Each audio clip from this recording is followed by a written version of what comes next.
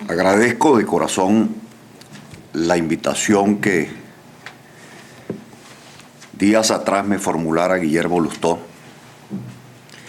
en un viaje extraordinario que compartimos en Cádiz y en donde hicimos una suerte de ejercicio desde el punto de vista histórico para tratar de encontrar ese punto de quiebre que se dio en nuestras historias y que en el fondo explica buena parte de la tragedia que vive América Latina.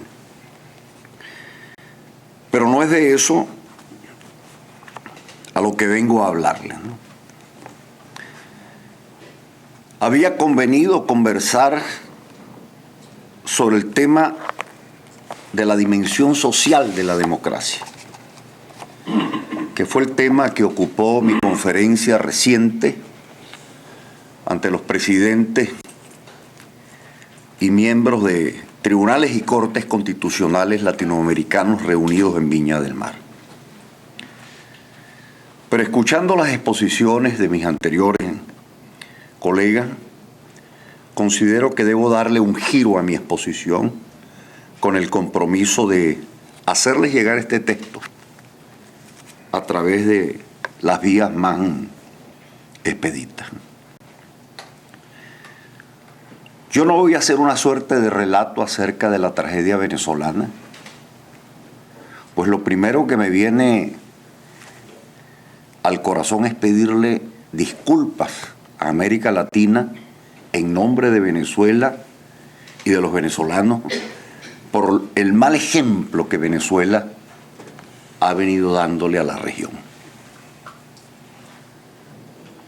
De las cosas que han ocurrido en Venezuela en el curso de los últimos 14 años, y perdónenseme el atrevimiento, acabo de concluir una obra que se llama Historia Inconstitucional de Venezuela, 1999-2012. Ahí está la guía de navegación. Ahí está la historia de lo que ocurrió y que se repite al calco en el Ecuador, en Bolivia. No hablo de Nicaragua porque Nicaragua viene como un árbol torcido desde hace muchísimo tiempo atrás. Es el caso de Argentina, pero con unas ventajas admirables en Argentina, que son la capacidad de resistencia que tienen las distintas fuerzas institucionales e incluso la misma historia extraordinaria que ha vivido ese país. No quisiera entonces referirme a lo que ha pasado. De manera muy breve me limitaría a señalarles lo siguiente. Comenzando por una herejía.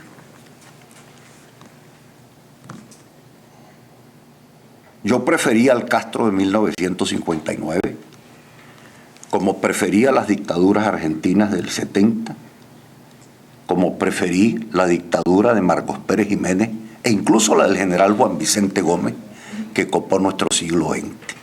Y ustedes me dirán por qué. Porque en el fondo eran dictaduras transparentes. Eran dictadores a cabalidad. No fingían sus dictaduras. A quien había que detener, se le detenía. Si era necesario violar los derechos humanos, se violaban abiertamente. Y todo se hacía en función de los objetivos de la dictadura o de las circunstancias que en su cabeza o en su mente tuviese el gendarme de turno. Lo complejo, lo grave, lo difícil es este subproducto que ha aprendido en América Latina y que en el fondo se trata de una enfermedad que no es exclusiva de las izquierdas, sino que está afectando a muchísimos gobiernos democráticos también en el occidente. De otra manera no se explicaría que Venezuela, que se retira de la Comisión y de la Corte Interamericana de Derechos Humanos mediante la denuncia de esa convención, que Venezuela, que tiene una década que no presenta sus informes al Comité de Derechos Humanos de Naciones Unidas, hace pocos días resultó electa como miembro del Consejo de Derechos Humanos, no con el apoyo del señor Castro, sino con el apoyo de las democracias del Occidente. Y eso es justamente el tema que cabe reflexionar. Porque si fuese suficiente o bastase lo que hace el señor Castro o lo que hace el señor Chávez en Venezuela, uno podría decir, bueno, hacia allí debemos dirigir nuestra crítica, nuestra guerra, nuestras observaciones. Pero se trata lamentablemente de una realidad que está siendo conectada de manera general en el Occidente. Porque si bien es cierto que cuando se habla de socialismo del siglo XXI, y el señor Castro descubrió esto con gran claridad al ser interpelado por una periodista, y él dijo, sí, socialismo del siglo XXI es comunismo, y paremos de contar. Y si bien es cierto que algunos de estos presidentes que prenden en América Latina bajo las enseñanzas de Caracas, lo primero que previenen es que no son comunistas. Habría que recordarles que el señor Castro aceptó ser comunista después que había logrado el control del poder, y ustedes lo saben mejor que nosotros. Porque en el momento mismo en que él asume, niega ser comunista y le pregunta a un periodista, creo que del New York Times, pero caramba, pero me dice, no, si yo hubiese confesado que era comunista no hubiese podido bajar de la Sierra Maestra. Pero esa es historia. Como es historia también para los venezolanos, la prevención que en 1963 nos hizo el presidente Betancourt y que pasamos por debajo de la mesa durante largas décadas. En su último mensaje al Congreso de la República de Venezuela, él decía, casi textualmente, cambiando lo cambiable, he confrontado a la guerrilla marxista que ha generado violencia a lo largo del quinquenio. La tarea no está concluida. Mientras Castro siga siendo el gobernante de La Habana y mientras Venezuela siga siendo un país petrolero, seremos objeto de codicia por el señor Castro para expandir la revolución hacia América Latina. 1963, 12 de marzo, si la memoria me fiel. Pero esa es la historia. La gran pregunta que yo me hago hoy en día, y me la hago, se los digo con absoluta honestidad, porque si comenzamos a hablar del anecdotario, bueno, los temas de debate pueden ser muchos. Ustedes mismos podrían dirigirme o hacerme una pregunta. Bueno, doctor Aguiar, usted fue ministro de Relaciones Interiores de Venezuela. Y durante su gobierno, los militares golpistas fueron perdonados. Y hoy en día estamos padeciendo esto. Yo digo, si el debate es ese, yo a muchos amigos, a quienes les he hablado sobre ese tema, les he dicho lo siguiente, no, si es que en el fondo el padre del perdón, lo cual lo eleva en su grandeza política, no fue ni siquiera el presidente dentro del gobierno en el cual yo serví, Rafael Caldera, sino la propia víctima del golpe de Estado, el señor Carlos Andrés Pérez. Una vez que concluye el golpe, llama al alto mando militar y les dice, yo no puedo tener en la cárcel a 632 oficiales y suboficiales profesionales de carrera. Algo pasó que no hemos apreciado, vamos a hacer un alto. E inició todos los perdones. Pero la tragedia corta, por eso les digo, si cabe debatir Lo reciente es que el señor Chávez también llega al poder. Y lo digo ya a esta altura, voy a cumplir 64 años, todavía soy una persona joven, pero no soy ningún muchacho.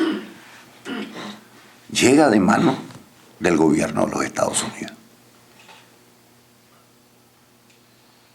1998. Ya yo tengo información clara de que el gobierno de La Habana está metiendo las manos en el proceso electoral venezolano.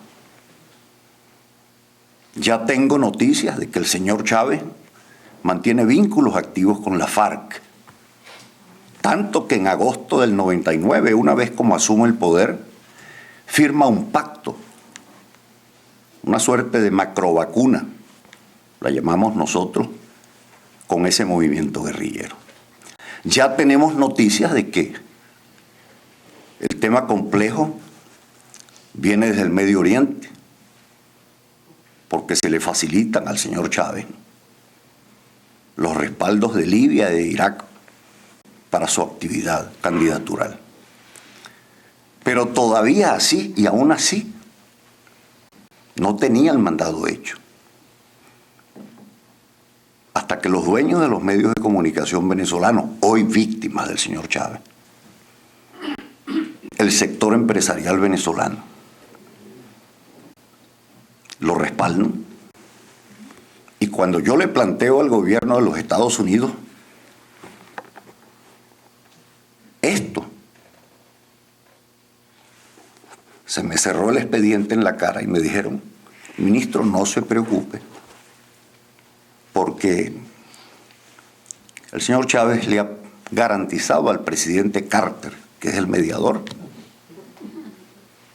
nombrar ministros de Economía amigos de los Estados Unidos. Y ahí está el señor Chávez. Yo a los venezolanos que me escuchan les digo: mire, podemos hablar del anecdotario, ahí está la historia, ya está escrita. Creo que es bueno que se conozca para que sepan cómo se va repitiendo día a día esta suerte de neomodelo que yo lo llamo, para situarme en el mundo de lo jurídico. Nosotros pasamos del Estado liberal de derecho al Estado social de derecho y estamos llegando al Estado gendarme de derecho. Yo no sé si llamarlo, porque si uno le pregunta a algunos presidentes democráticos sobre Venezuela, dice: no, pero un gobierno electo. Entonces yo les digo: bueno, puede quizás llamarse demoautocracia, o sea, una autocracia electa por el pueblo. Pero no me quiero detener en eso, porque tengo el deber de ser militante de la esperanza. Y yo les confieso, y se los digo inclusive a mis compañeros y amigos venezolanos, tengan la convicción de que la hora final está llegando. Y les va a llegar a todos. Y les voy a explicar brevemente, y trataré de ser lo más coloquial posible para que lo entiendan. Y decía bien que no es una enfermedad de la izquierda.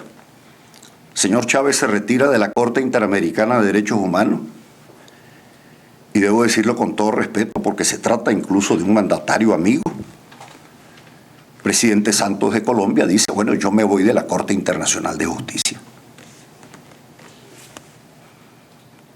El presidente Chávez dice: bueno, las mayorías me dieron el poder, como se lo entregaban en el mundo medieval a los príncipes. El pueblo le entregaba, le hacía traslación del imperio al príncipe de por vida. Y el príncipe era sucedido en forma permanente por sus herederos. El señor Berlusconi intentó quedarse en el poder. La señora Kirchner pide una reforma constitucional para seguir en el poder. Y mi amigo personal, a quien admiro profundamente, y le estamos muy agradecidos a los venezolanos, el presidente Uribe, intentó que la Corte Constitucional le permitiese la reelección. Entonces, algo está pasando. Y yo la respuesta que he encontrado, porque Sabemos las dolencias que tenemos, pero para poder atinar con la medicina se requiere descubrir si en la enfermedad hubo una mutación que no permite doblegarla con los remedios tradicionales. A las dictaduras, efectivamente, y creo que es pertinente el mecanismo de resistencia. A las dictaduras se les resiste. Al comunismo se le opone el ideario liberal. Y se trata de convencer a la gente de que las bondades vienen por ese lado. Pero parece que nada de esto funciona porque, repito, se ha producido una mutación en la enfermedad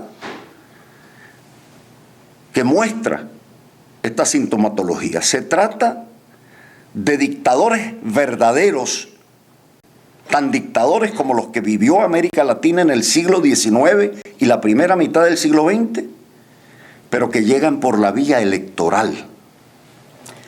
Se trata de dictadores que cometen tropelías, pero con la Constitución en la mano. O sea, buscan las normas del código para ver cómo logran que ellas digan lo que ellos quieren que se les diga. Y para eso efectivamente tienen los tribunales. Y vemos cómo se operan a diario lo que en buen derecho se llama las mutaciones constitucionales. Que una norma para cualquier lector corriente dice algo, pero si al presidente no le convence eso, va a la sala constitucional y los jueces constitucionales le dicen: no, presidente, la norma significa lo que usted realmente está pensando. Y se produce ese fenómeno y se repite ese fenómeno, con lo cual se violenta el Estado de Derecho usando al Estado de Derecho y se usan las formas de la democracia para liquidar de raíz a la misma democracia. Entonces, la confrontación no es igual a la que históricamente se tenía frente a las dictaduras. Porque nos agotamos, y los venezolanos, debo decirlo, tenemos 14 años poniéndole la mano al frente al dictador. No hemos logrado doblegarlo, es cierto, pero él no ha logrado cerrar el circuito de su dictadura marxista. ¿Y qué ha pasado? Que hay una gran dificultad, hay una gran confusión de lenguaje a la cual han contribuido ellos, inclusive desde el punto de vista estratégico. Si usted le pregunta al señor Chávez, o me pregunta a mí, ¿qué piensa usted, doctor Aguiar, del señor Chávez? Yo le digo: es un fascista. Si usted le pregunta al señor Chávez qué piensa de mí, me dice: no, el doctor Aguiar es un fascista. Con lo cual, quienes nos escuchan no saben realmente qué significa ser fascista. Y en esa confusión de lenguaje han sostenido una realidad en donde, al hablar ellos, el público que han adoctrinado entiende lo que ellos quieren decirle. Pero cuando nosotros que los confrontamos decimos lo que decimos y utilizamos nuestras categorías, para los que están en la acera del frente, esas categorías significan cosas totalmente distintas. O sea, hay como una suerte de torre de Babel. Y yo me he preguntado, ¿qué es lo que está pasando? Y yo me sitúo a finales de los años 80, cae el muro de Berlín. Algunos autores norteamericanos, colegas míos universitarios, arguían que efectivamente, caído el muro de Berlín, sobrevenía la libertad de manera plena y abierta, sin ningún tipo de limitaciones, porque su gran desafío había llegado al final. Y sin embargo, desde el 89 hasta el 99, al 2009, llevamos casi una generación en medio de un sismo histórico que revela una serie de cosas interesantes. Ahí está el caso, se mencionaba, de Honduras. País pequeño, un país pobre, país sin fuerzas armadas, país con grandes limitaciones geográficas. Lo amenazó la señora Kirchner, lo amenazó el señor Chávez, lo amenazó el eje latinoamericano, lo amenazó la OEA, lo amenazó las Naciones Unidas, lo amenazaron la gente de la Unión Europea, lo amenazaron los americanos. Y los hondureños siguieron allí. Y dice, caramba, en otra circunstancia de la historia latinoamericana, hubiese bastado una concertación de la OEA o de Naciones Unidas para que una realidad hubiese cambiado totalmente. La realidad de Paraguay, a pesar del atrevimiento de Mercosur y de la UNASUR, al fin y al cabo no cambió. Entonces, eso indica algo interesante. El establecimiento institucional internacional muestra que no tiene la fuerza ya para poder cambiar las corrientes de la historia. Pero hoy todavía más. Y aquí apelo a un lúcido filósofo florentino que muchos conocen, Luigi Ferrajoli, que ha estudiado mucho el tema de lo que está ocurriendo, y él hace una descripción muy lúcida. Él dice, no hay un solo Estado en este momento que por sí solo pueda modificar las realidades internacionales, ni siquiera Estados Unidos. Con lo cual, frente a la globalidad, esos estados nacionales que nosotros conocemos desde el tiempo medieval comienzan a declinar. Y en lo interno está pasando otra fenomenología. Tenemos estos aparatos orgánicos muy pesados que existen dentro de nuestros países, en donde los presidentes acopian poder, capacidad de opresión y de represión, pero la gente común, incluso siendo beneficiaria de estos estados, está abandonando la patria de bandera para refugiarse en sus patrias de campanario. O sea, ya no se identifican incluso con la característica nacional que siempre nos acompañó, y ahora son ambientalistas, son indigenistas, hacen parte de tribus urbanas, parte de nuevas religiones, parte de grupos comunales, y en esto hay una suerte de segmentación social que es la más peligrosa, no para el tema planteado del intento de avance a contracorriente de la historia del marxismo, sino una segmentación social que fractura la idea de la ciudadanía social, que conspira contra las bases de la ciudadanía política, sin la cual no hay democracia. La democracia en esencia, ¿qué es? La posibilidad de que en este sitio podamos reunirnos personas de distintas maneras de pensar y coexistir. Usted se encuentra con un miembro de una comunidad indígena originaria, por muy respetado que sea. Y les cuento la experiencia. Estando en Viña del Mar, tomó la palabra el magistrado del Tribunal Plurinacional de Bolivia, un señor de extracción indígena. Y después de escucharnos a nosotros en nuestros debates jurídicos, él nos dijo, señores, ustedes están equivocados. Hay que reconciliarse con la luna y con el sol.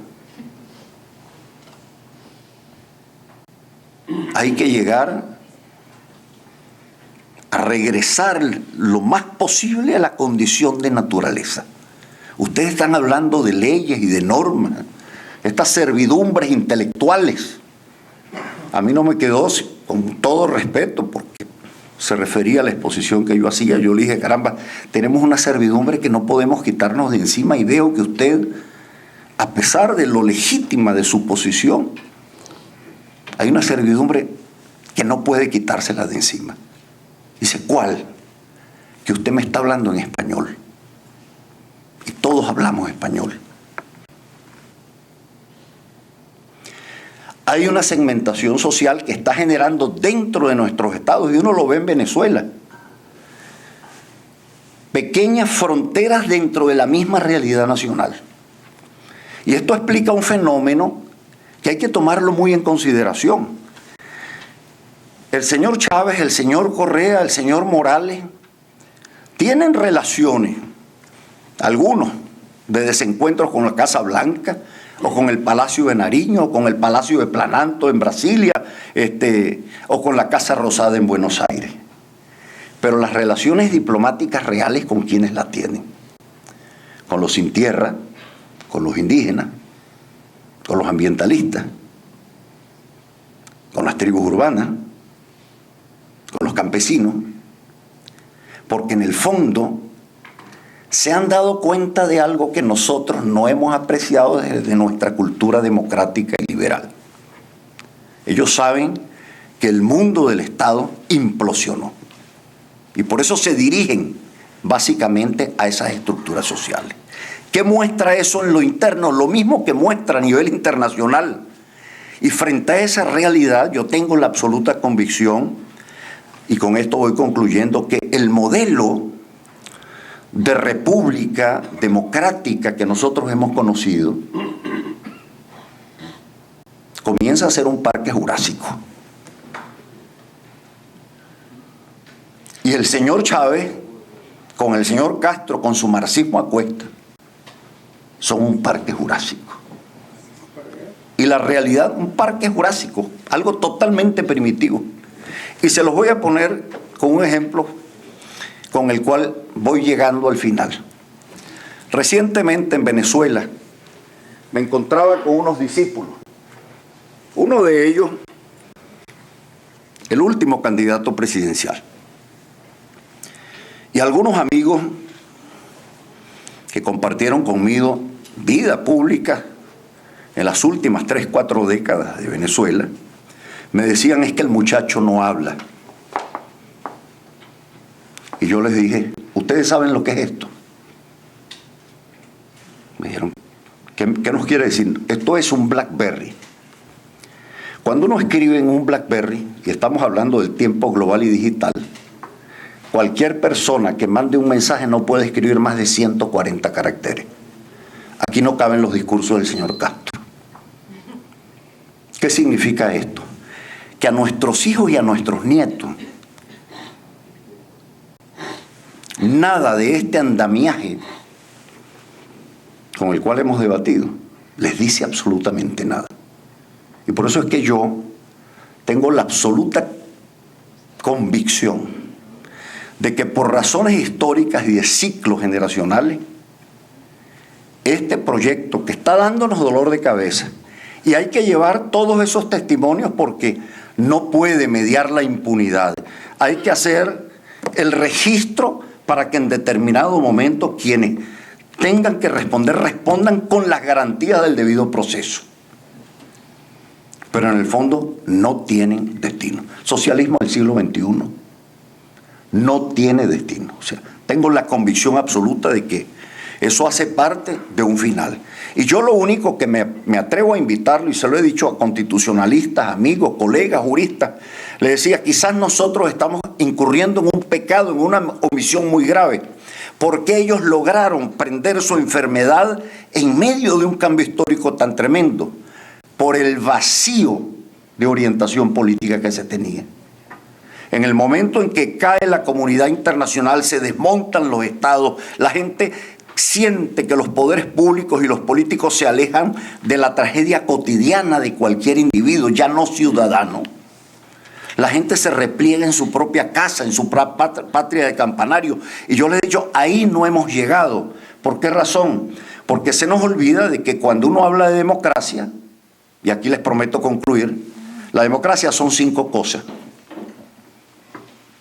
Derechos humanos, universales. Si usted habla con un ambientalista, ¿qué le dice al ambientalista? Que quiere ver el mundo y a todos nosotros desde el punto de vista de los verdes. cual excluyen a los diferentes. La democracia es Estado de Derecho, ley general, universal y abstracta. Hoy el mundo de los gays o el mundo de las tribus urbanas piden legislaciones que los protejan a ellos de manera exclusiva y que sean distintas a las legislaciones que rigen para los demás. Democracia son partidos políticos. Usted le pregunta a las nuevas generaciones. Yo soy profesor universitario. No hay manera de venderle un partido político de estructura institucional y piramidal a las nuevas generaciones. Prefieren estar en una organización no gubernamental. Eso algo está diciendo. Democracia son elecciones. Elecciones generales, todos hemos participado, unos más, otros menos. Algunos recuerdan lo que era un hecho electoral, pero era lo más universal. Hoy en día resulta que la democracia dejó de ser algo democrático y universal porque con el tema tecnológico la aristocracia digital se apropió de los mecanismos eleccionarios. Eso, la separación de poderes, y con eso concluyo. Es el ritmo vaticano. Y resulta que vivimos una sociedad de vértigo en donde las cosas cambian a cada segundo y a cada minuto. Las cosas en nuestro tiempo cambiaban cada 5 años, cada 10 años, cada 30 años con los cambios generacionales. Las realidades de hoy, a cada segundo que pasa, las cosas buenas y las cosas malas se precipitan y se aceleran. Eso exige de parte de nosotros, ¿qué? Una reflexión muy sincera, con una gran humildad. Es decir, nosotros tenemos por lo menos un principio fundamental, que es el decálogo, que es ese artículo primero de la Constitución alemana de 1949, que bien señalaba mi colega ecuatoriano. El artículo 1. Todo está al servicio de la dignidad humana. El gran conflicto en este momento, uno lo entiende, los colegas míos de la Corte Interamericana, los miembros de la Comisión, ¿qué dicen?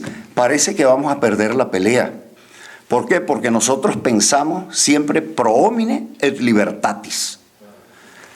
Y los otros están pensando pro príncipe o pro Estado. Y en ese choque de trenes estamos en este momento. Yo tengo la convicción de que las generaciones que nos siguen, que ya están incorporándose activamente en la vida política, en la vida social, en la vida institucional de nuestros países, le pondrá fin a esta tragedia que ha enlutado a muchos hogares en América Latina. Muchas gracias.